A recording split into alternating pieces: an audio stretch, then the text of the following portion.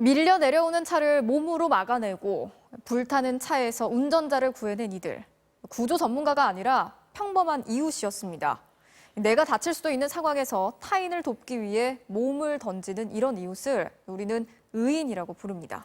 그들은 그때 왜 그런 선택을 했고 시간이 흘러 혹시 후회하지는 않았는지 그들에게 직접 물어봤습니다. 누구는 예전의 일상을 유지하고 있는가 하면 반면 그 일로 일상이 무너진 이도 있습니다. 의인들의 그날 이후를 취재했습니다. 논바닥에 떨어진 승용차. 빗속에서도 불길이 치솟지만 한 남자가 망설이지도 않고 불타는 차 문을 열고 운전자를 끌어냅니다. 당시 택배기사이던 유동훈 씨. 저도 이제 사람이니까 터지면 어쩌지라는 생각은 하긴 했는데 지금 내려가면 꺼낼 수 있겠다.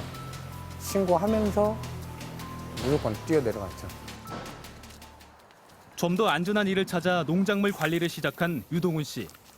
일상이 크게 달라지진 않았지만 소방서, 군청, 민간단체 등에서 주는 각종 의인상을 받으면서 주변을 의식하게 됐다고 합니다. 와이프가 항상 그래요.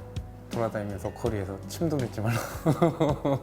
근데 조금씩 평소보다는 더 조심하게 되죠. 달리던 차가 차선을 바꾸려다 화물차와 추돌한 후 중앙분리대를 들이받습니다.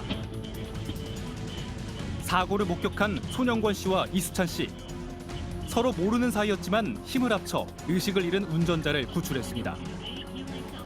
5분 뒤 사고 차량은 전소했습니다. 사실 처음에 뛰어갔을 때 차에서 굉음이 너무 세게 나가지고 좀 무섭긴 했었어요. 문은 안 열리고 야 이거 차 이러다 터지는 거 아니야? 불날지도 모르고 터질 것 같기도 하고 참 무모했다 무모했어 진짜. 자칫 목숨을 잃을 뻔한 사건 후 1년이 지났습니다. 일 본업에 충실하고 있습니다. 글쎄요, 뭐 특별히 달라진 건 없는 것 같아요. 의인이라는 호칭에는 오히려 민망하다는 반응입니다. 의인들은 뭐 기부하고 한다고 했잖아요. 근데 솔직히 저도 그런 거에 대해서 고민을 했는데 이게 선뜻 안 되더라고요. 그러니까 저는 그 정도의 역량은 안 되는 것 같고. 부산의 한 주택가.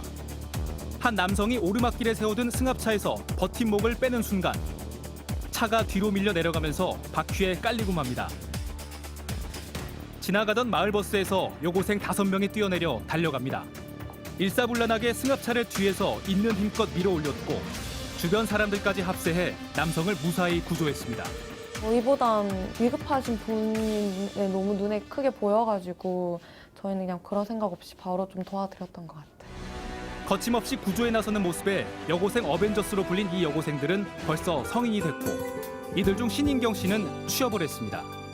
주변 분들께서 또 많은 칭찬도 해주시고 그러면서 상도 좀 많이 받고 제가 좀 취업하는 것에 대해서 많은 도움도 받았다고 생각을 하기 때문에 저는 좀 많은 도움이나 좀 좋은 영향을 받았다고 생각해요.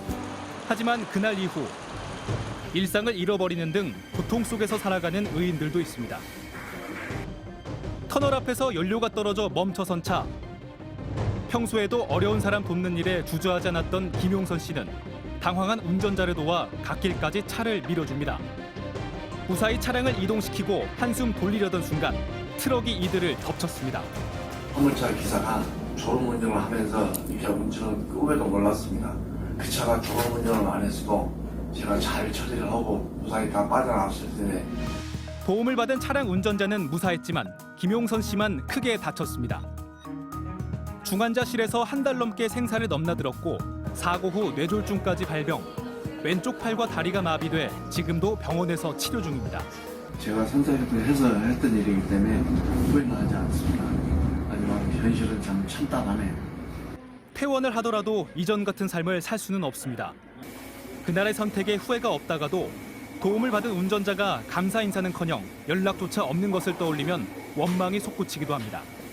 한번 와서 얼굴을 봤으면 좋겠는데 얼굴도 한 번도 안 보여주고 그런 데 대해서는 조금 서운하고 그렇습니다. 사고 후 1년 넘게 병원에 있으면서 운영하던 자동차 정비소까지 처분해 마땅한 수입이 없습니다.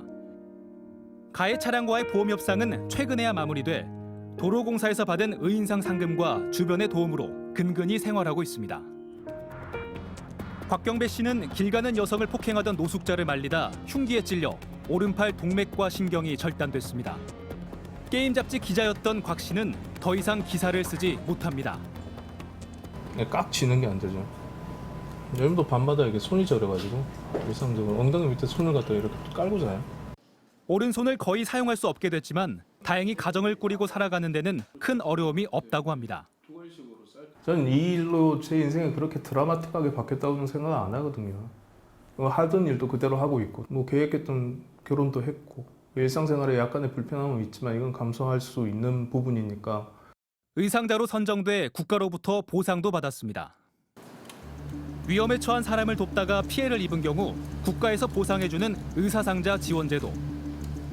등급에 따라 최고 2억 2천여만 원까지 보상금을 받을 수 있고 교육, 취업, 의료 등 여러 혜택이 있습니다. 곽경배 씨는 선행이 대대적으로 보도되면서 한 달 만에 의상자로 선정됐지만 김용선 씨는 이런 제도가 있는지도 몰랐습니다. 못 들어봤어요. 그거 고속도로 의상하고 같은 거 아니에요? 저는 그거 하나 그게 이렇게 다 연결이 된 줄 알고. 의사상자로 인정받기 위해서는 절차도 복잡하고 기간도 최대 3개월이나 걸립니다. 어렵게 의상자로 선정되더라도 있는 혜택을 챙기는 것도 쉽지 않습니다. 남을 돕다가 어떤 위해나 위험으로부터 피해를 갖다 당해도 정부는 그런 사람을 버리지 않는다라는 믿음을 주기 위해서라도 사실 그런 부분에 대한 심사나 이런 부분은 좀 간소화될 필요는 있다고 생각을 하고요. 희생에 대한 보상이 아무리 대단해도 누구나 이들과 같은 선택을 하진 못합니다. 댓글에 일반화 시키지 말라고 자기는 절대 들어갈 생각이 없는데 왜 그렇게 말을 해서 이제 강요를 하느냐 뭐 이런. 일상으로 돌아온 의인, 일상을 잃어버린 의인. 결과는 달라도 그날의 선택에 대한 답은 같습니다. 제가 조금 피해보더라도 남들이 다 행복하다면 그 조금의 희생 정도는 좀 괜찮다고 생각을 해서. 분명히 몸이 정상되면 또 이런 일이 생겼으면 아마 도와주려고 생각합니다. 그때도 평범한 사람이었고 지금도 평범한 사람이거든요. 일상에선 평범하지만 위기 때는 평범하지 않은 의인들이 우리 곁에 살고 있습니다.